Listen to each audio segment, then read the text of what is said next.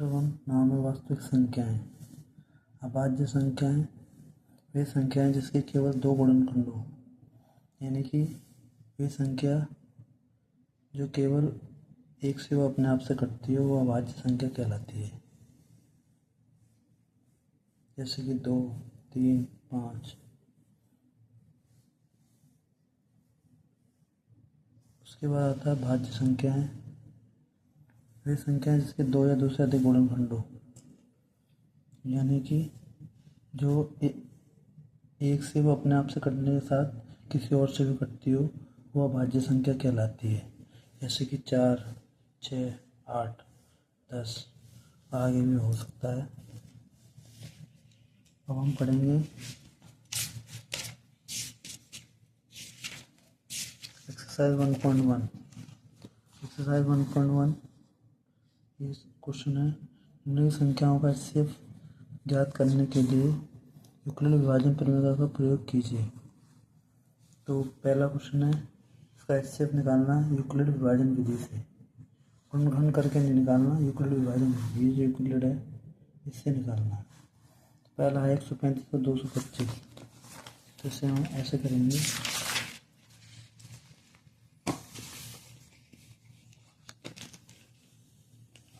135 और 225 यूक्लिड विभाजन प्रमेय से ये हमारा जो बड़ी संख्या होगी वो भाज्य होगी और छोटी संख्या होगी वो भाजक होगी। यानी 135 लिखेंगे, फिर 225 1 से जाएगा, इसमें 90 आ जाएगा, 135 1 से 45 आ जाएगा, फिर यहाँ पर 0 आ जाएगा। तो इसमें हमने ये लिखेंगे 225 लिखा, फिर 135 गुणा 1, कुल मिला के हमारा जो HCF आएगा वो 45 आ जाएगा। ये आ जाएगा आंसर, जो हमारा HCF आएगा वो आएगा 45। तो 135 और 225 का HCF 45 हो गई, हमारा आंसर हो जाएगा। अब क्वेश्चन नंबर दूसरा। तो क्वेश्चन नंबर दूसरा ये है 196 और 38/0 का यूक्लिड विभाजन विधि से HCF निकालना है। तो ये ऐसे होगा हमारा, तो जो बड़ी संख्या होगी वो भाज्य होगी, जो बड़ी संख्या होगी वो होगी भाज्य, जो बड़ी संख्या वो भाज्य होगी, छोटी संख्या भाज्य होगी। तो 196 38 इसका HCF निकालेंगे, ऐसे कटेगा, तो ये हम ऐसे लिखेंगे, इसका HCF आ जाएगा 196, यही आ जाएगा HCF, क्योंकि इससे ही कट रहा है पूरा पूरा, तो ये शेष पर 0 हो गया और HCF 196 आ गया। HCF क्या आ गया? 196 आ गया। HCF 196 आ गया। उसके बाद तीसरा क्वेश्चन करेंगे हम। तीसरा क्वेश्चन क्या कह रहा है? तीसरा क्वेश्चन कह रहा है कि 867 और 255 का HCF ज्ञात करना है यूक्लिड विभाजन प्रमेय से। तीसरा क्वेश्चन है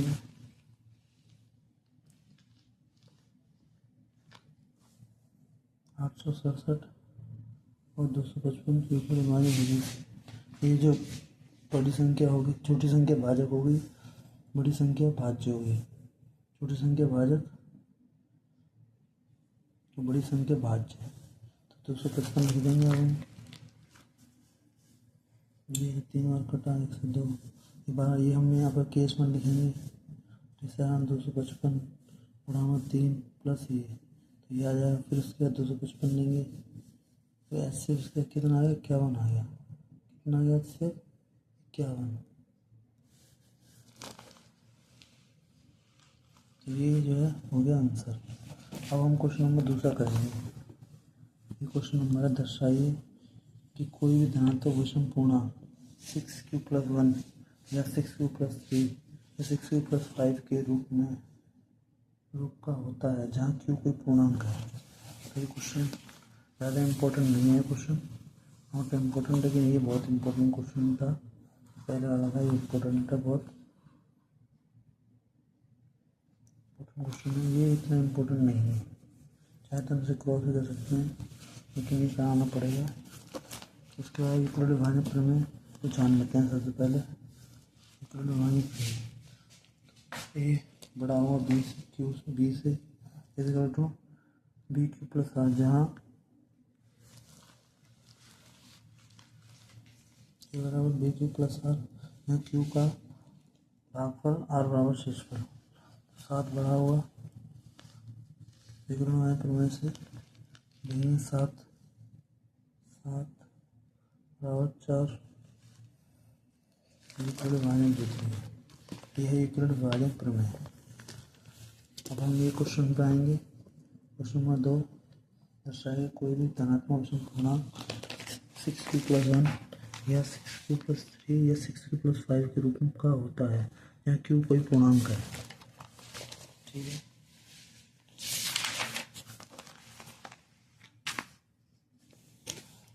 +1 माना एक ए जो है ए है, एक पूर्णांक है जो 6 से बड़ा है, तो बी बराबर क्या हो गया 0 हो गया, 6 हो गया।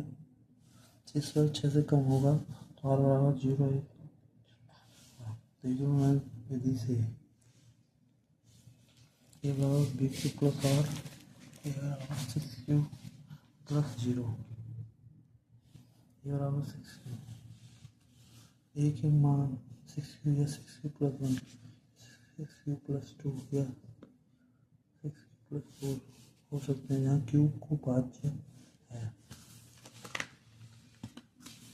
तो यदि ए बराबर 6q बी क्यू 2 या 6q+4 तथा ए एक विषम पूर्णांक है, इसलिए कोई विषम पूर्णांक 6q+1 या 6q+3 या 6q+5 के रूप में हो सकता है, या क्यों कोई पूर्णांक हो। ये इसका आंसर है। ये इसमें भी ये लिखा हुआ है, अब तुम ये लिख सकते हो।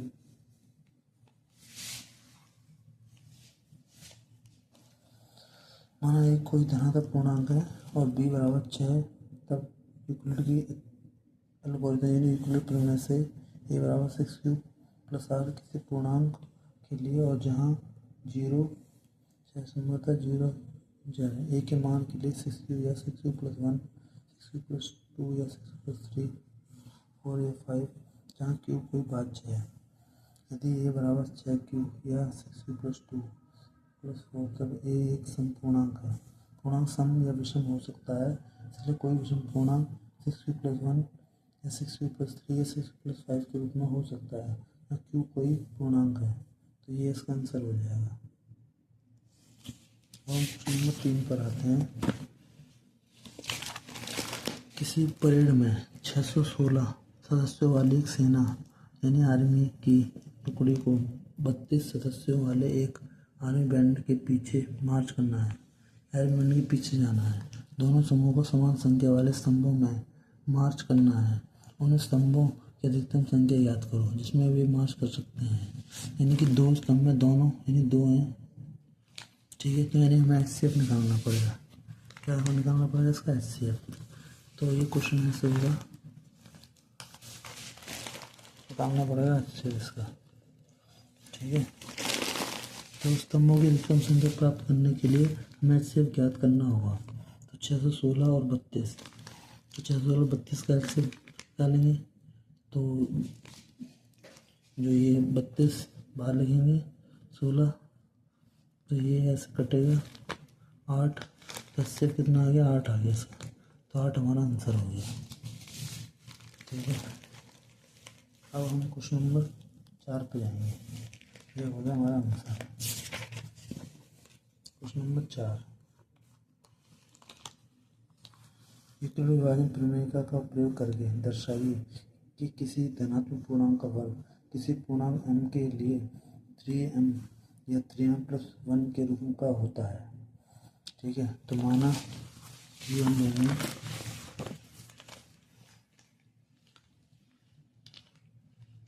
माना पूर्णांक एक के लिए जब b बराबर 3, r बराबर 0, 1 2 3 होगा। यूक्लिड विभाजन प्रमेय से r 0 लेने पर a बराबर 3m+0, ये m+0, तो a बराबर 3 में स्क्वायर करने पर स्क्वायर करेंगे हम, a स्क्वायर बराबर 3m का स्क्वायर, तो a बराबर a स्क्वायर तो ए स्क्वायर होगा 3 ब्रैकेट में 3m का स्क्वायर, तो 3m